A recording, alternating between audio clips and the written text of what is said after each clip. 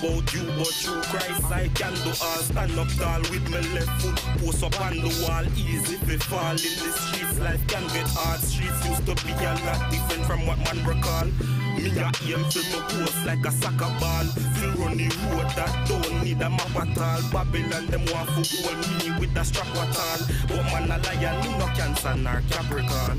Though they want to see me fall, I'm gonna be okay. Though my back's against the wall, I'm gonna be okay. They fighting me now, I'm gonna be okay. Jehovah eyes are watching me now, I'm gonna be okay. Welcome to Hope in the Six. I'm your host, Eddy Martinez, and today I have a special guest. We're going to be dealing with anger management, and her name is Poonam Dhir. Hi, Eddy. Hey, how you doing? Nice to have me here. So let them know who you are, what you do, your background. I am actually just finished my education at Emmanuel College, and I am a master's in pastoral studies, and I've just got registered as a psychotherapist. Mm-hmm. And most of my training has been in the forensic units, in the CAMH and in the prison. Mm-hmm. And I worked with the younger population. Those are dealing with the psychological distress because of anger, depression, anxiety. And currently I'm working as a mental health chaplain in the federal prison in Kingston. And my goal is to work with this population, the population which often does not get the space or opportunity to tell what they are experiencing. Right. So I enjoy working in this population. Okay. So briefly, I'm gonna play a video and show you in action. Okay. But before that, I just want to ask, what is anger management? Just give me like a description of anger management. What is that? So one of the biggest issue that I have come across in the prison system and within the youth population, especially youth at risk, when I worked with them, what I realized that most of the time they get in trouble with the criminal justice system is because they don't know how to manage their emotions or the anger. Now, people just don't get simply angry. A lot goes on because anger is multiply determined. It's something that happens since their childhood at times. Okay. There is a rejection, there is abandonment, there is a child abuse, and at the same time, it's also genetically inherited. Okay. So through generations where there is so much of oppression, slavery, the parents have gone through so much of pain, and that cycle just carries on. Okay. And also what happens is that the years of abuse, years of oppression also changes the brain. How there is damage done to the frontal cortex or the other areas of the brain that helps us to control our emotions. Okay. So when these youth or these young men, when they grew up in that environment, along with the genetic disposition, along with the environmental factor, along with their current situations, the triggers in the environment, they start to react the way their parents have been reacting. So it's also not only genetically inherited, it's also socially learned behavior. Wow. So what they see is what they give back. Right. What they received is what they know how to react to. Right, makes sense. So one of the biggest thing is to help them understand the difference between reaction and responding. So anger is a good emotion. It's actually a good emotion because it's a healthy emotion, a natural makeup. It's a natural makeup of our emotion system. The only issue comes is how we express, because it tells us something is going wrong. It informs us that there is a danger, there is a threat, there is my rights are being violated, and it helps us to take an action to protect ourselves. But the problem here comes is when we don't know, we have not learned how to express it effectively. How to express it effectively, okay. It becomes destructive. And when it is destructive, it does not only harm others, it first harms us. Okay, on that note, we're going to go to a video of you in action, and we're going to talk about it. I had a very long day, and I wanted to sleep. And it was, the green line where you can't walk around. You're stuck in one compartment or whatever you call in that, and you're stuck there. So I went and sat there. Next stop, a black person comes in with a white child and sits next to me. And I am looking at this person. The child is very cute, and I said, oh, what a beautiful kid. And I said, wow, he's taking care of the kid. He was really trying to care for the kid, but that happened less than 2 or 3 minutes. As I closed my eyes, the child started to cry. And then the child started to cry even more. And now the child was screaming at the top of his voice. And this person cannot handle the child completely. The child was falling all over. The train was full. So the child was falling all over, and he was struggling, and child wanted him, he's pushing him, and this and that. And here I was stuck next to this person, and I looked at this child, and I said, oh, maybe this child is hungry. So I'm thinking about in my bag, I had some chocolate, maybe I should give a chocolate. And so what if he's allergic? So I can't give. So then I stay back. Then I'm looking at this person, like, does this person really belongs to this? Maybe he's not the father. Why he's taking care of the child when he doesn't know how to care for the child? And in that process, I now want to become a mother, take care of the child, pick it up from that man, comfort. Now I am prosecuting that man. In my thought, I have not done it. Where was I? Can somebody explain what was happening in that situation and what was really going inside of me? Can somebody explain that? Wonderful job, wonderful job. I want to that's very interesting. I want to talk to you about, your comment, this black man with his white baby, the train situation, how that situation started off nice. You saying Yes. you was like, "Oh, look at the baby," and you just like, Yes. and you just, but you said you had your own agenda. You wanted to go home. You was ready to relax, stuff like that. So now this baby start crying now. So the scene was from a pretty scenario. It started to get aggressive. Like the baby started to cry. It started to look bad, and he's just like, "Oh my God!" And then now you're like, "What? Can he handle the baby? What's wrong with that baby? What's wrong with this man? Is that his child?" Like the thoughts just went all over the place. You know what I'm saying? So I want you tell me about that, and how the emotion switch, the feeling switch from Yes. happy or whatever. So I think what I tried to explain to these youth in that particular clip was to help them understand how does the victim triangle works. So we want to go and help others because there is a disturbance in us that we want to resolve someone else's issue. And then we cross our boundaries, we step into others, and now from being a rescuer, we suddenly become what we call as a persecutor because Right. they don't know what they're doing. Okay, And we yes, want to yes, fix yes. their issues. Right. And then by doing that, we start to whine and we start to grumble. And then from there, when we don't get the response that we Right, what we expect. and then we because now our agenda is not filled, now from in a way to fix someone, now we become complainer, and then when no one listens to us, then we become persecutor, then we start getting angry, yelling. So from this particular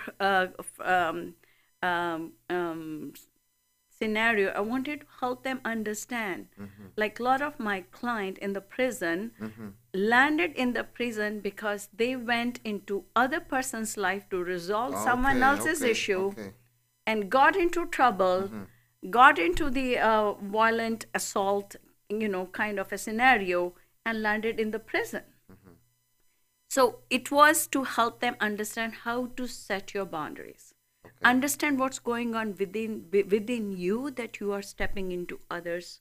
So it's a triangulation. Why are we getting triangulated? Is this is really my issue? Is there is some way I can resolve even if it's my issue? So in this case, when I try to explain that the child was crying, I want to give the child chocolate, I want to carry the child, now my maternal instincts are coming in, and now when I could not do anything because I'm just a bypasser, and now I am getting very angry with the child because now child has really gone over my nerves, and now I'm getting angry with that person who doesn't know how to take care of a baby, then why would you take a responsibility? So deep within, all these issues are actually mine. That person may really have an issue, but they have an ability to resolve their issues. So one of the biggest thing I worked with my clients within the prison system was to empower other person to stand for themselves rather than stepping in and using your powers. And that sometimes the imbalance of the power and using a power in a wrong place at a wrong time can be self-destructive. So even like even that scenario, when you look at the guy and the child, it could be a wrong assumption also, because he doesn't necessarily don't know how to take care of the child. What if the child was toothing, a rash, or irritation? So our premeditative thoughts would, So I do see the conflict, but so how do we well, we're gonna have to go to break, but when we get back to break, we're gonna continue this conversation. Open 6. Thanks for watching. Are you retiring smart? Make your home's equity work for you. With your home's equity and our 30 years of experience, the Retire Smart Properties team can help you achieve the quality of life you've always wanted. Our services are 360 degrees. We'll give you advice, take care of staging and selling, and help you find the perfect home and community to transition to. It's time to enjoy the retirement lifestyle you deserve. Visit our website today to learn how you can use your home to retire comfortably. The Retire Smart Properties team, powered by RE/MAX West.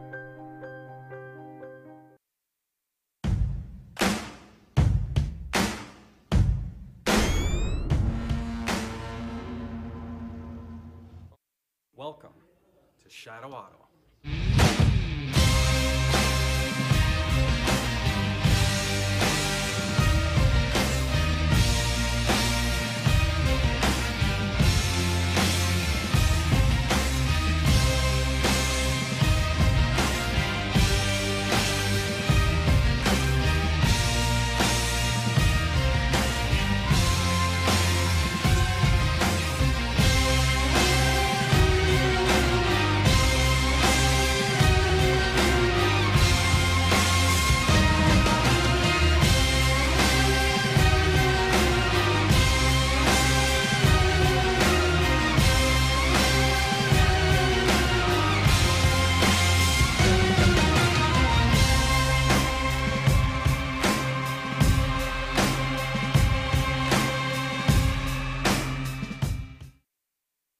Basically,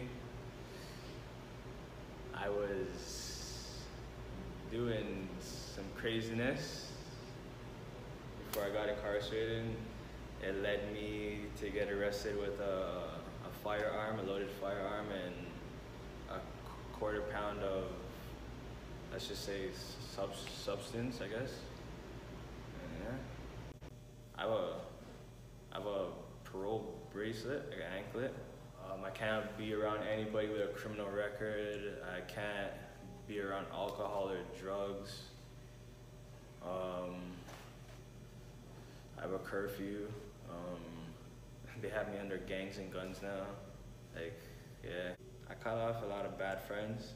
So I guess all the negative stuff is, if I get in trouble again, it's on me. So I've seen people be like institutionalized, like they come out and they don't know what to do with themselves and they just go back to their old, you're trapping and robbing people and stuff, right? So, but yeah, getting hindered. You're trying to get a job, like literally, I'm one of the.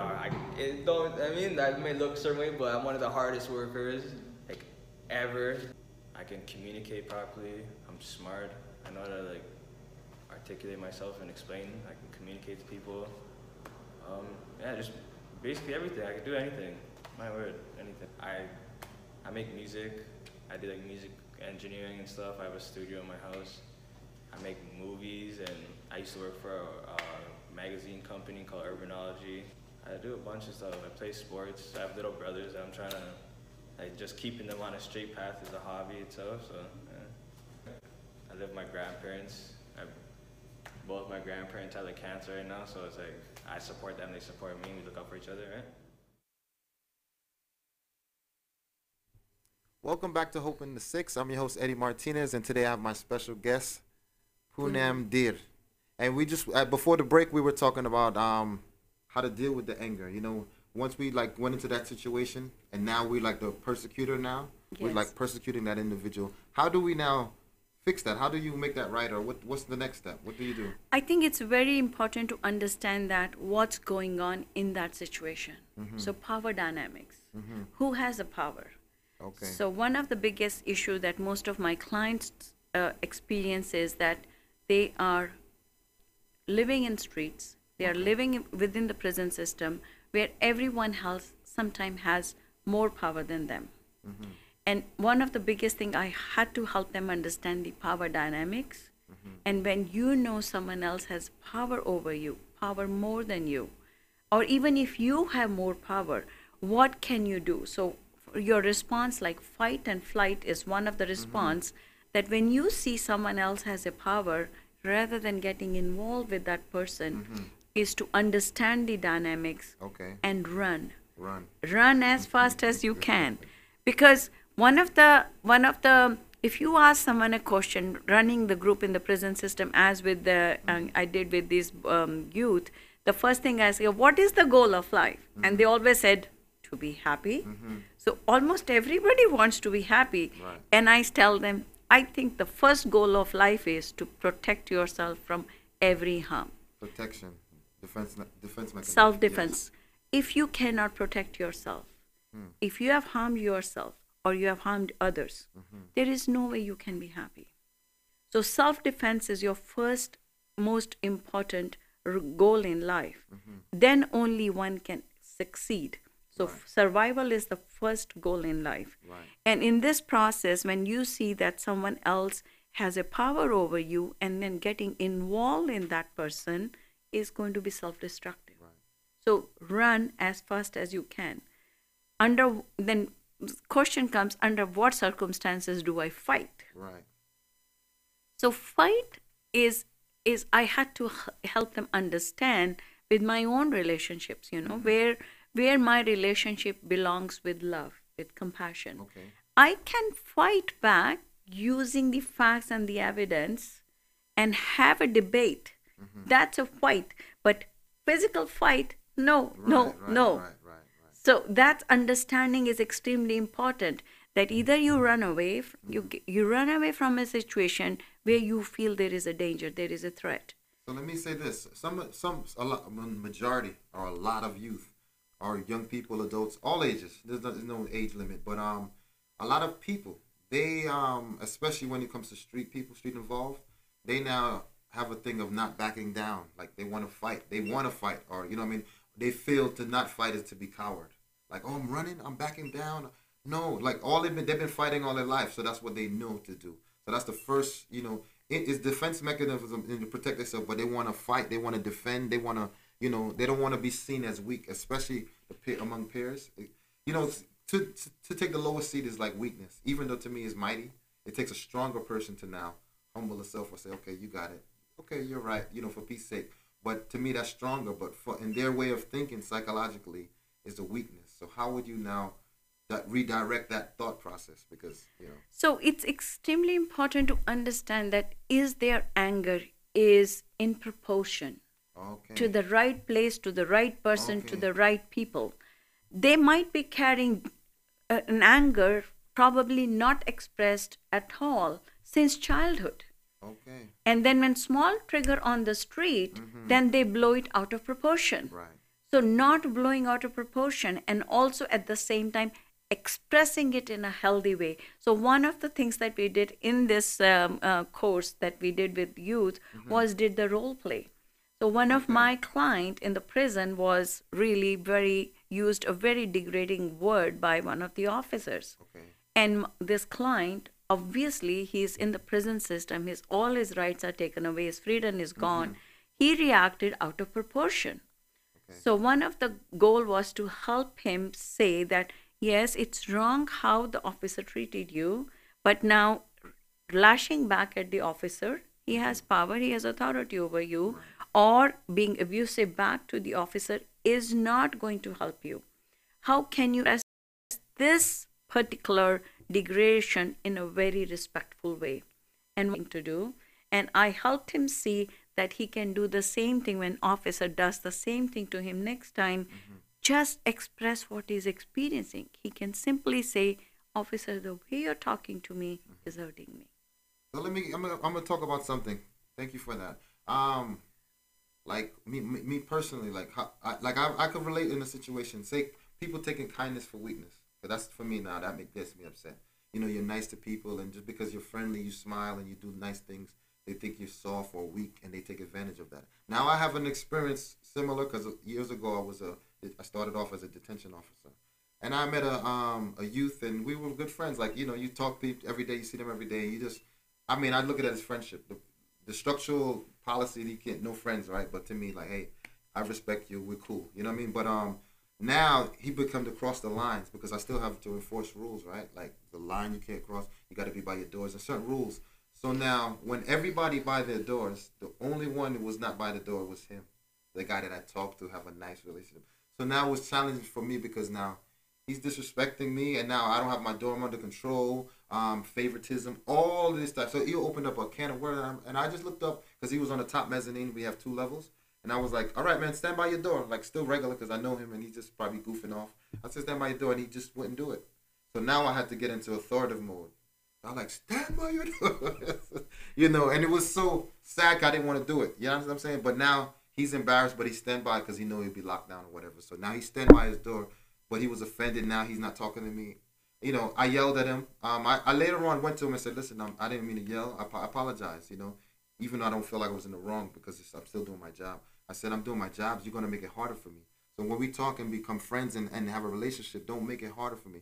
But on that same token, I don't, you know, policy-wise, they would want me to enforce that. But was it wrong for me to now lash out like that? I mean, because any other way, if he would have just stayed there, then I would have lost all control. So I think I would go back here again, the victim triangle. Okay. Where we are get involved with things, cross our boundaries to get accepted, to be loved, to not to get rejected by people. There's a lot goes inside us when being kind, being compassionate is our human duty, but also knowing our boundaries is equally important. So one of the example that I gave to these youth was, to what degree do you help someone? So when one of my client was giving someone $1,000, the last $1,000 he had, because his mother was constantly nagging him. So he could not say no to her, and he wanted to be liked by her, be accepted by her. Right. And then when he gave her 1,000, the mother went straight and blew it away in 5 days. And now my client was very angry, and he went into a real big anger with his mother, had a big fight, hit her, and he landed in the prison. Wow. So now my goal was to help him understand that why he wanted to give 1,000. What was the reason he wanted to give? His mother was not needy. Needy person is, suppose somebody is disabled and you're helping. Someone is a really very weak person. So instead of empowering them, we go out of our way to help, because sometimes beneath the surface, we have this desire to be accepted, not to be rejected by them. So setting good boundaries is extremely important. Okay, on that note, we're going to go to a break, but we'll be back after these few messages. Hoping to 6. Thank you.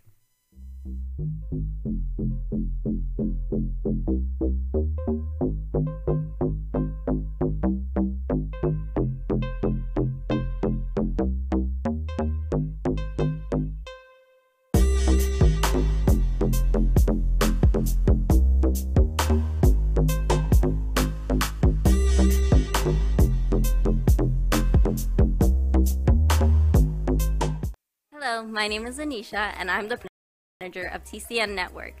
Have you ever wanted to host your own show? Do you have a message to share? Well, you're in luck. We are looking for dynamic and unique individuals to host their own shows. We are seeking people who are committed, motivated, and energetic. Do you want to be the next Jimmy Fallon, Ellen DeGeneres, or Shane and Ryan from BuzzFeed Unsolved? Start here. Fill out the Propose a Show form on mytcntv.com. We're here to educate, support, and build the community. Can you lead by example? Go the extra mile and seek knowledge? Are you humble, disciplined, responsible, selfless, and enthusiastic? Those are our core values.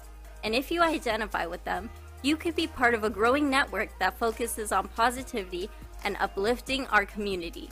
We can't wait for you to join us on TCN Network and hope to hear from you soon.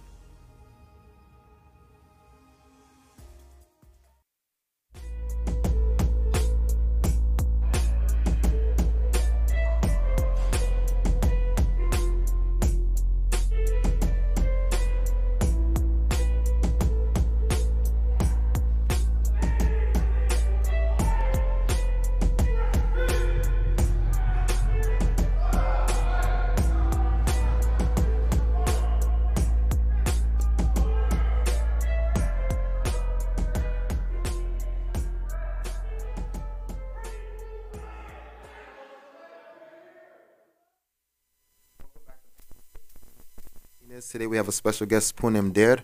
But at this moment, we're going to get into a different segment. Sometimes we read letters from the inmates, and sometimes we read this news article from prisoners. It says 4 prisoners, ex-prisoners, and their families. It's titled Cell Count, and we give them a voice, those on the inside. So this is strictly from those that are incarcerated. So they get to express themselves. So we're giving them a voice on a platform. So at this moment, I just want to read a segment of this news article. This one is called After Hope, Finding Meaning Behind Bars and Beyond. This is by Zachariah Amara. Some of us wake up some mornings and see nothing but rows upon rows of prison bars for as far as our mind can see. On those days we wonder if we have forever lost the chance to make something of our lives. We look back and see nothing but a haunting past littered with shattered dreams. We look ahead and see nothing but a future as dark as a raven flying on a moonless night. We wonder if our lives even matter anymore. It kills us inside to think that we have achieved nothing significant, to think that our lives might be as worthless as the froth on the ocean surface. Rabbi Harold Kushner tells us, I believe that it is not dying people are afraid of. Something else, something more unsettling and something more tragic frighten us. We are afraid of never having lived or coming to the end of our days with the sense that we were never really alive, that we never figured out what life was for. We may not realize it, but the drive to seek a meaningful existence is as necessary as our need to breathe. Without air, our body dies. Without meaning, our soul dies. In every one of us is a void that cries out to be filled. Those of us who sought to fill it by climbing the summits of fame, fortune, power, and physical appetites, and even knowledge, have all found themselves consumed by the very void they sought to fill. Mitch Albom, the best-selling author, writes, there was a stretch where I could not have worked more hours in a day without eliminating sleep altogether. I piled on accomplishment. I made money. I earned accolades. And the longer I went at it, the emptier I began to feel, like pumping air faster and faster into a torn tire. So how then do we attain meaningful life? Is it possible for a prisoner to even contemplate such a goal? Rabbi Kushner tells us we must first get rid of the illusion of the grand solution, he writes. Trying to find a big answer to the problem of living is like trying to eat one big meal so that you'll never have to worry about being hungry again. We never solve the problem of living once and for all. We can only deal with it day by day, a constant struggle to fill each day's worth of meaning. That was powerful. That was powerful. And I want to talk to you because you deal with those that are incarcerated. Now there's a void. Some of us, some people don't know what to do, but just to resort to anger. And some look for attention. You know, like a temper tantrum child, and they just want you to, or a baby just cry for you to pick them up. You know, and then it settles it. So let's talk about that a little bit. Like what do you see the most with the inmates that are dealing with anger management issues? What is there a void or there's something else? What do you see the most in that situation? I think they're never been listened to. Oh, okay. Injustice. Mm-hmm. So the idea of that the world should be just. That I as a child should have been loved by my parent. I as a child should have been given 3 times of meal per day. I as a child should have had a father who would have raised me. And when all their rights since childhood are being violated, they go from foster homes to the foster homes. Right. They are sexually abused. They are physically abused.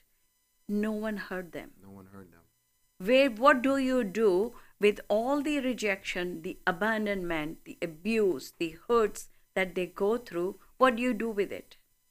And that's what happens in adulthood. They grow up because their anger has been constantly either suppressed or their anger have never been expressed. And one of the biggest work that we do, and like even the group that we ran in our unit in YSM and the one I'm running in the prison, is give them the space to talk. Another thing that helps them is to give them one-to-one counseling. Sit with them, tell me what's going with you. And that empathetic understanding, one of the thing that I tell my client is, problem is the problem, you are not the problem. So separate yourself. Right. There is an inner goodness in you. You can rise up again, you can stand again, make difference right here and now. And I'm so, amazed to see when people ask me what it is to work with prisoners, and I said, actually, I'm most safe with them. They are very respectful. They appreciate the time you give them. Right. And they are so protective. You see them, they come into the group, how they interact, how they love each other. And for me, that's important, that they all have an ability. Right. They need platform to become human that they are meant to be. Right. So even in the reintegration piece now, because now say that things will start moving for them in the situation there, but when they come out, they need things to now to kind of pick up the mantle, right, to keep it going. But if they don't have that continuous support, then you find themselves back at the same situation again. So it's very important. But I definitely appreciate this, and we're gonna go over to another video, and then we'll get back and continue to comment and talk. Thank you. Learn to diffuse the situations in a healthy, positive manner. Yeah, well, you know what I realized in life? You could have done something wrong, but sometimes if you're respectable and you're calm and you're chill, you just might get out. For 1 year, I went there, and getting into every unit, I needed to do some negotiation with the officers. It was not easy. I was like one of you. One officer made me sit for 45 minutes and then he says he's not getting my client. That's the only time I got angry in the prison. Yelled at it. I did not. I expressed to him that he has not valued my time. These officers, sometimes even your gang members, some people will come in our lives, those will be too strong for us. Break the ice and run as fast as you can. Have my cleats. Exactly. Any action taken out of love, compassion, understanding will always be a good action. Okay? Action taken out of hatred, anger, jealousy cannot be a good action. So see from where your actions are being informed. There are only two things we can do, and that we can control: how we respond to others and treat others. If I respond to others with respect, others will respect me back with respect. If I treat others well, they will treat me well. So I leave some questions here, brainstorming. I leave it for you to do. Things to remember: no one is perfect. Bravery is facing challenging with courage. Okay? Courage is a good step. Know your limitations. Don't fight your struggles alone. Talk to them about. anyone, come to us. Prayer life is one way of dealing with a lot of your unresolved issues of childhood. Okay, become open to self, your feelings, listen to your inner bird here and now. I leave you here with some of the thoughts, meditations. There are some scriptures readings from other people's. One thing that I want you to remember is holding on to anger is like grasping a hot coal with the intent of throwing it at someone else. You're the one who's going to get burnt with it.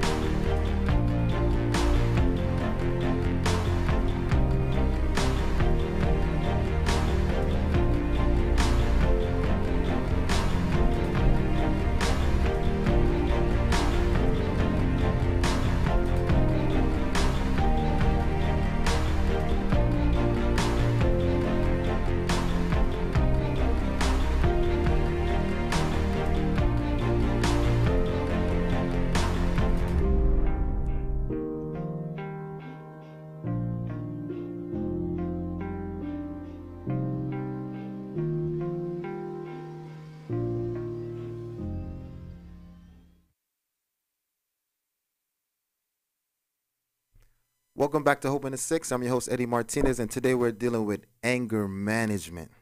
You know, today I have Poonam Dhir, and this is just a beautiful conversation, you know. So I just want to pick up.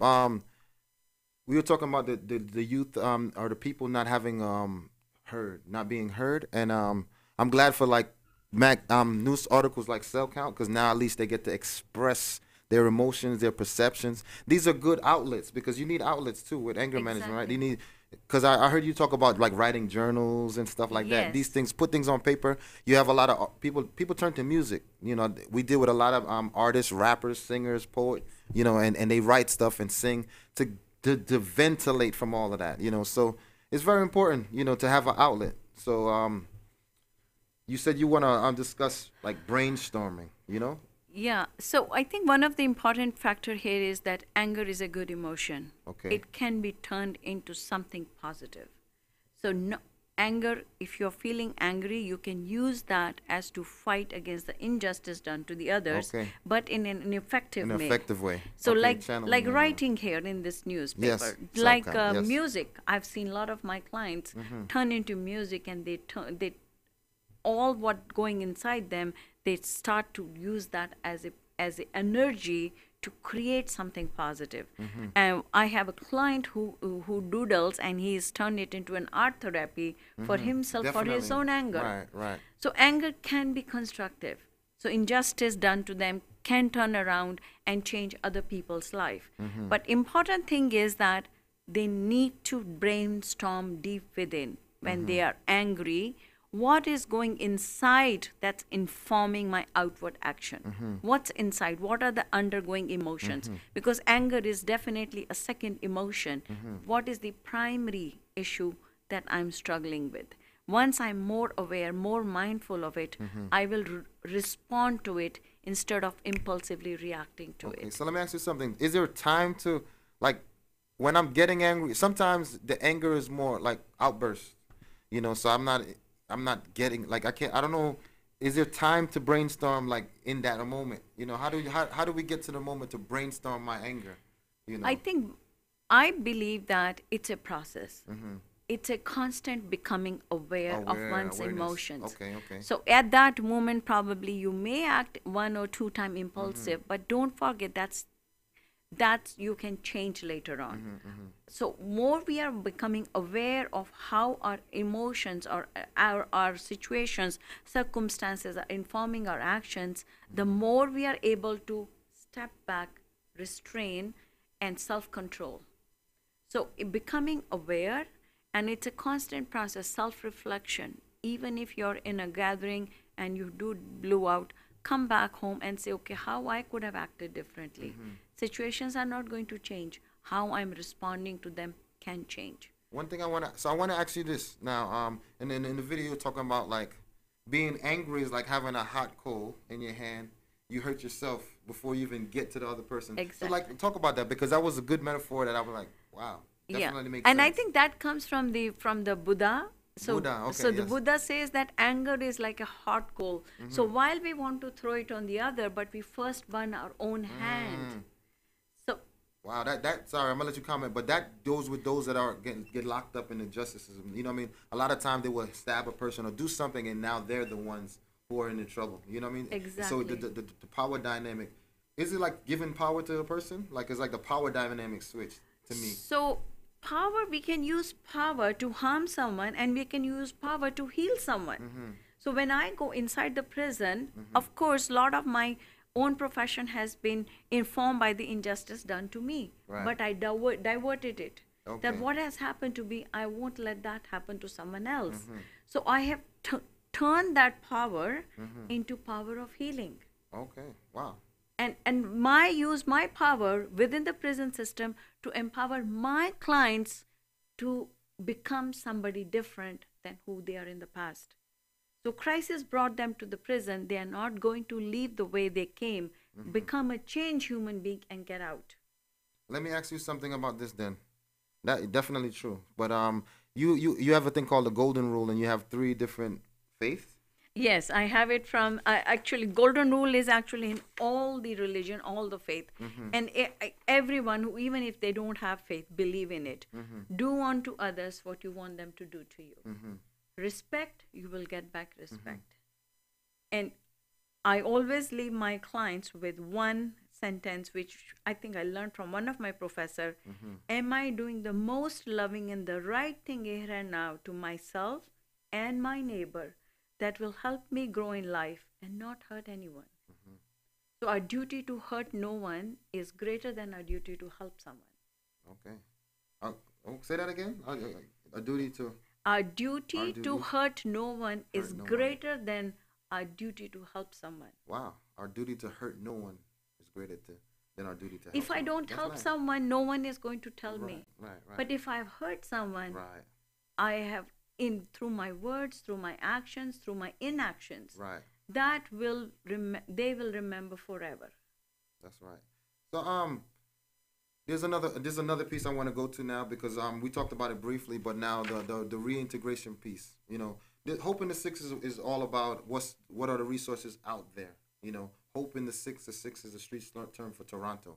So what is not just the program I run, Hope Helping Offenders on Probation Excels, about Hope in Toronto. So what are the services out there? Because now the reintegration piece is very important. Now they get now in the provincials, they don't have a lot of programs, so they kind of left to nothing. And then now if they got a bigger charge, they get to prison, and then they have some little bit of stuff that will help them. But then now after prison, what next? You see what I'm saying? So what do you have to say in regards to that? So I think this is another issue that we face in the criminal justice system, is the recidivism is so high. They go back to the same neighborhood. They go back to the same places, sometimes even same friends and same neighborhoods, and they get into the same trouble. Within 1 month or 2 months, they break their parole and come back to the prison. So I'm working with one of the client in the federal prison whose sentence was originally for 15 years, but he's in the prison for 40 years because he just keep on breaking the parole conditions. He is not violent. He just, because he has no resources. Resources are extremely important. So one of the things that we can do when a person is being released into the society, to see what skills he has, what resources he has, those are healthy and life-giving, that he can go and hang on to them. They get back to the same society. Anxiety, fears, rejection come back again. They break the conditions. They're back into the prison. And one of the thing that I want to start working, which as a Catholic, I want to work with my Catholic church to see if we can create some reintegration program within the society. There are few running here, but they're too little. Right. And they also, most of them run in one corner of the city. The one who is living in Scarborough is not going to go to the Etobicoke to attend that. So it's more of a centralized way of having multiple, outlets for them, but more in the central. There is a central program, but running in the periphery. So it's accessible to greater number of youth, greater number of ex-offenders who really wants to change themselves, but have no ability or resources. This is, one thing about Young Street Mission where I work, we have a lot of services consolidated in one place. So when they don't have to run around the town, they could just come to one spot, Evergreen Center for Street Involved Youth. If they're above age, we send them to family services, but we're still in close proximity. And then the location is kind of central because people come from Scarborough, people come from Jane and Finch area. So it's pretty good. So there is hope out there, but we need to get together more, At this time, I'm just going to hand over to Jazz and Fresh for the Bars and Bars. What we do is now we have those that are on the street, because you see how we have the people from inside expressing. So now we have people from the outside expressing. So we're going to go to Bars and Bars. Jazz and Fresh, take it away. Okay. Thank you, Eddie, for passing it on to me. Once again, this is Jason, a.k.a. Jason Fresh, part of the Hope team. Right now, we're going to do a segment called Bars for Bars. Hope in the 6, out here in the streets. Peace. Baby, don't let me down. Said I've been walking on a thin line. Baby, don't let me drown while I'm still falling way underground. Send my tears fall, but there's no sound. Yes, my tears fall, but there's no sound. Yeah, it's a bit hard since I'm trying to live.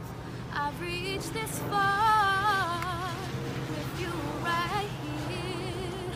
So how could I let love go? Said I don't wanna let love go.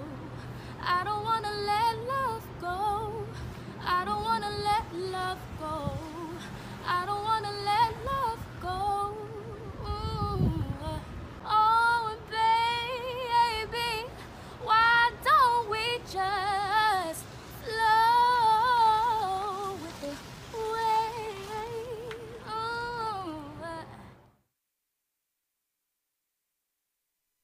Welcome back to Hope in the 6. I'm your host, Eddie Martinez, and we have the lovely Poonam Dhir. Right? I hope I said the Dhir right. Yes. I've been practicing. But it was wonderful to have you. Thank you. It's so much to talk about, but I appreciate what you're doing because we need people like you. We need more people like you that have a compassion for people, and no matter what race they are or ethnic background. God bless you, and I appreciate you for coming. Thank you. So Anger much. management. Hope in the 6. Stay tuned. Be blessed. God bless you. Thank you. I walk through the valley of the shadow of death. I'm gonna be okay. I will fear no evil, that will my rod and my staff. I'm gonna be okay. Thou preparest a table before me in front of my enemies. I'm gonna be okay. Thou anointed my head with oil, and my cup runneth over. All on my shoulder, I'm a soldier, thought I told you, but with Jehovah, son, nobody